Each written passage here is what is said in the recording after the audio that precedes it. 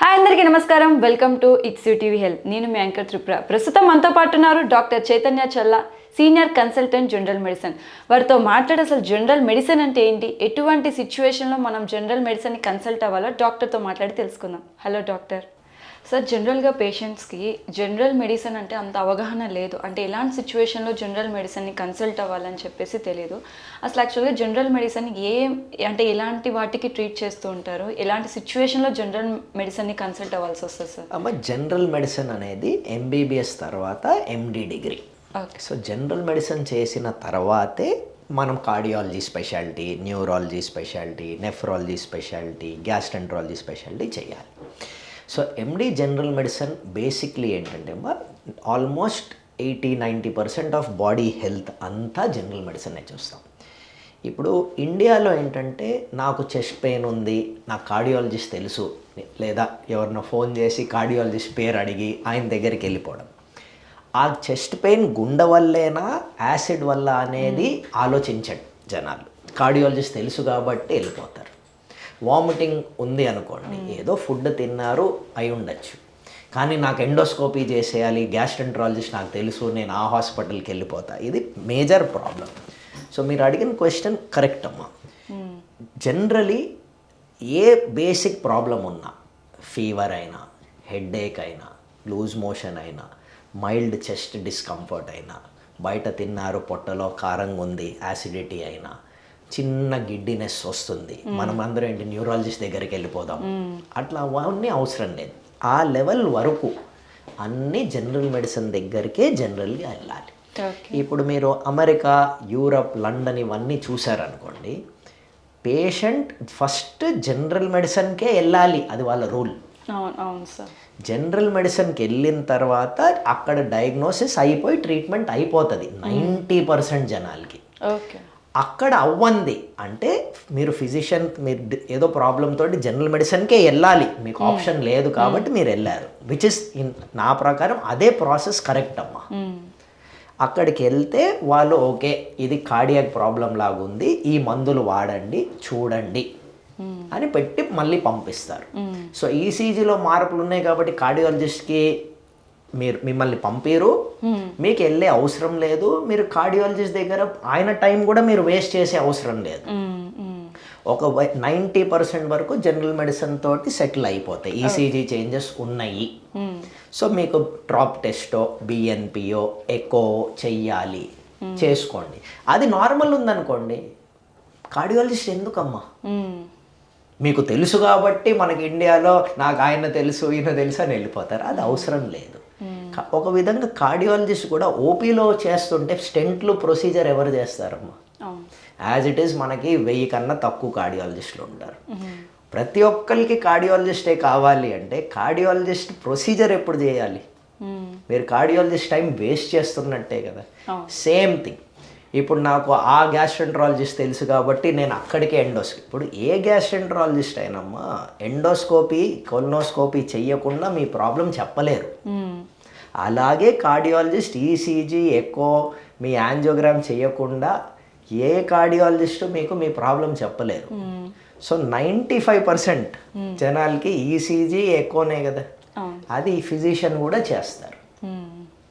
So అది chest pain నుంచి మీకు యాసిడిటీ ఉంది, వామిటింగ్ ఉంది, నిన్న స్పైసీ ఫుడ్ తిన్నారు, బయట తిన్నారు, స్విగ్గీలో తిన్నారు, ఇప్పుడు మీకు పొట్ట కారంగా ఉంది, గ్యాస్ట్రెంట్రాలజిస్ట్ ఎందుకు? You can go to a good general physician. ఆ జనరల్ ఫిజిషియన్కి క్వాలిటీ కొంచెం ఉండాలి, అంటే ఎవరికి ఎండోస్కోపీ చెయ్యాలి, ఎవరికి అవసరం లేదు అనేది. ప్రాబ్లం ఎక్కడొస్తుంది? అందరికీ ఎండోస్కోపీ చేస్తున్నారు అనేదే తప్పు. సో ఒక లెవెల్ వరకు బేసిక్ ప్యాంటోప్రెజాల్, రాజో మందు పెట్టుకుని తగ్గించుకుంటాము. ఎవరికి ఎండోస్కోప్ అవసరమో అనేది మనం డిసైడ్ చేసుకొని చేయాలి. అవసరం ఉంది ఎండోస్కోపీ, అల్ట్రాసౌండ్, అందులో ఏమైనా ఉంది గుడ్, మందులు పెడతాం. లేదు ఇది నేను చేయలేను అంటే గ్యాస్ట్రెంట్రాలజిస్ట్. సేమ్ మీరు చెస్ట్ పెయిన్, ఇందాక మనం కార్డియాలజీ అన్నాం, ఈసీజీ నార్మల్ ఉంది, ఎకో నార్మల్ ఉంది, గుండె డాక్టర్ ఎందుకమ్మా? కానీ మనకి తెలుసు కాబట్టి మన ఇండియాలో ఎవరితోటో ఫోన్ చేయించి మా అంకుల్ వస్తున్నారు రా కొంచెం చూడండి, ఇవన్నీ అవసరం లేదు. ఇప్పుడు ఈవెన్ టుడే మా పొద్దున్న నుంచి నాకు కూడా ఎన్నో కాల్స్, అరే కొంచెం తెలిసిన వాళ్ళు చూడు అని. ప్రాబ్లం ఏంటి తెలియదు. Why do you need a speciality? ఇప్పుడు యూరిన్ తగ్గుంది, క్రియాటిన్ ప్రాబ్లమా, యూరిన్ ప్రాస్టేట్ పెరిగి యూరిన్ ఫ్లో అక్కడ ఆగిందా ఫస్ట్ చూడాలి. సో యూరిన్ రావట్లేదు అని నెఫ్రాలజిస్ట్ అవసరం లేదమ్మా. అది మీ ప్రాస్టేట్ వల్ల అనుకోండి, మీకు యూరాలజీ డాక్టర్ కావాలి. లేదా మీరు నీళ్ళు తాగట్లేదు, మీకు లూజ్ మోషన్స్ ఉన్నాయంటే బాడీ హైడ్రేషన్ పోయి డీహైడ్రేషన్లో ఉంటే యూరిన్ ఎక్కడి నుంచి తయారవుతుంది? దానికి సింపుల్ సెలైన్ పెట్టుకోవాలి. సో మనము majority of the times you should go to a general medicine. ఇప్పుడు జనరల్ ఫిజిషియన్నా, జనరల్ డాక్టరా అంటారు. అది తప్పండి. ఒక టైంలో ఏంటంటే జనరల్ ఎంబీబీఎస్ అనేది జనరల్ ఇప్పుడు 70-year-old డాక్టర్స్ ఎవరైనా చూస్తే ఆ టైంలో ఎండీలే తక్కువ అమ్మా. వాళ్ళే స్పెషాలిటీ 1970s కార్డియాలజిస్టులు ఎక్కడున్నారమ్మా? న్యూరాలజిస్టులు ఎక్కడున్నారు? ఎవరు లేరు. అప్పటి వరకు ఎంబీబీఎస్ ఎండిఏ.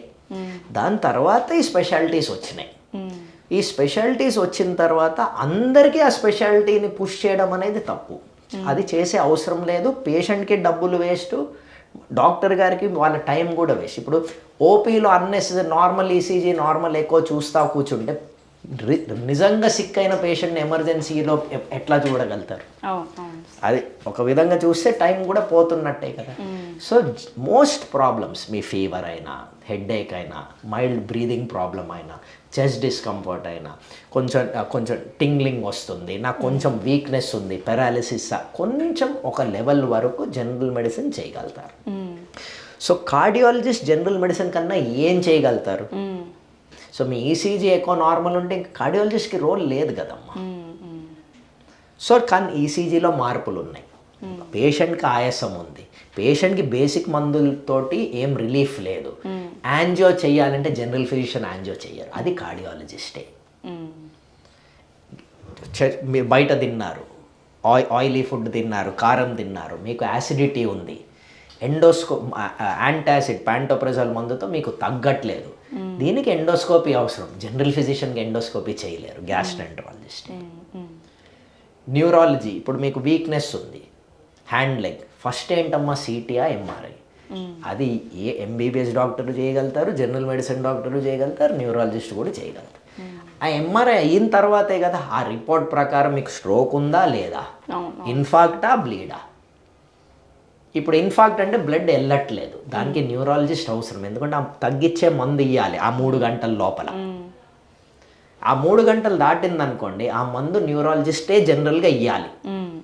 విలేజ్లో అనుకోండి జనరల్ మెడిసిన్ కూడా ఇవ్వచ్చు.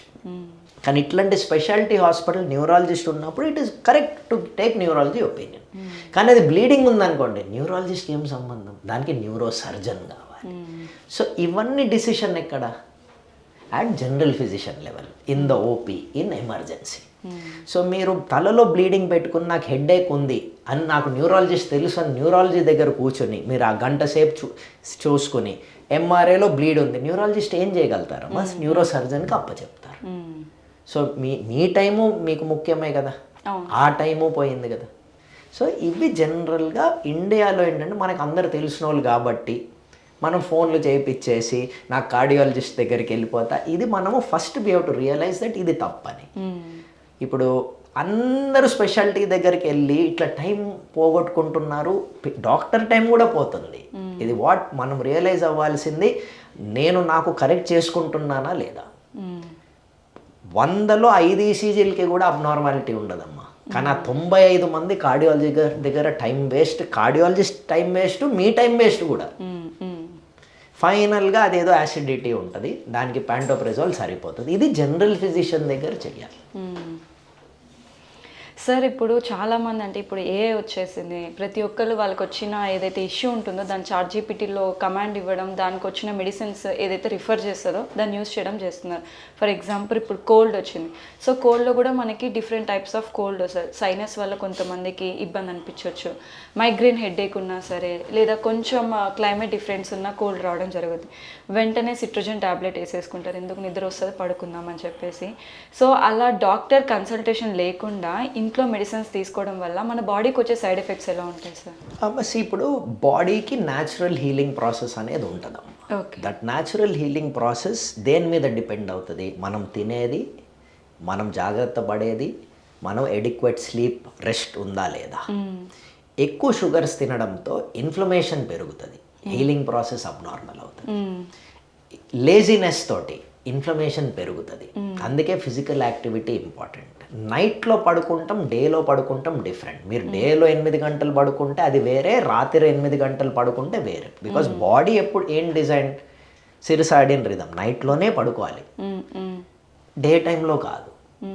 సో నైట్లో పడుకున్నప్పుడు ఇన్ఫ్లమేషన్ అన్నీ తగ్గిపోయి బాడీ రికవరీలోకి వెళ్తుంది. సో ఇవన్నీ ఫస్ట్ కరెక్ట్గా చేస్తూ మనం తినేది జాగ్రత్త పడేది, ఆల్కహాల్ సిగరెట్ అలవాట్లు ఇవన్నీ జాగ్రత్త పడుతూ ఫుడ్ హ్యాబిట్స్ ఇవన్నీ సగం ప్రాబ్లంలు రావు. కానీ మనం అది చెయ్యము. మెడికల్ షాప్లో సెట్రిజిన్ ఈజీ కదా, అది కొనుక్కొని వేసుకుంటాం. నాకు స్విగ్గీలో కొత్తదేదో నా ఫ్రెండ్ చెప్పాడు, అది నేను తినేస్తా రాత్రి 10కి. రాత్రి మీరు 10కి అది తింటే మీ బాడీ షుగర్ లెవెల్ అన్నీ పెరిగి, ఇన్సులిన్ లెవెల్ పెరిగి, మీ ఇన్ఫ్లమేషన్ పెరిగి, మీ బాడీ రికవరీకి టైం ఎక్కడుంది? అందుకే తొందరగా తినమంటాం. సో డెఫినెట్లీ ఇవన్నీ చేస్తుంటే బాడీ రికవరీ బాగుంటుంది. కొంతమందికి ఉంటుంది where medication is helpful, but మీరు అన్నట్టు ప్రతి ఒక్కరికి అవసరం లేదు. మన ఇండియాలో ఇంకోటి ఏంటి, మెడికల్ షాప్ మనోడే, యాంటీబయాటిక్ ఇచ్చేస్తారు, ఇంజెక్షన్ మందులు వచ్చేస్తాయి, సెట్రిజిన్, ఎలాగరా, ఆగ్మెంటిన్, ఏ మందు కావాలంటే ఆ మందు దొరుకుతుంది. First government should make a decision and first ban this. Medical షాప్లో కూడా మీరు అన్నట్టు ప్రిస్క్రిప్షన్ మెడిసిన్స్ ఉన్నాయి, ఓవర్ ద కౌంటర్ ఉంది. ఓవర్ ద కౌంటర్ అంటే ఏంటి, ప్రిస్క్రిప్షన్ అవసరం లేదు.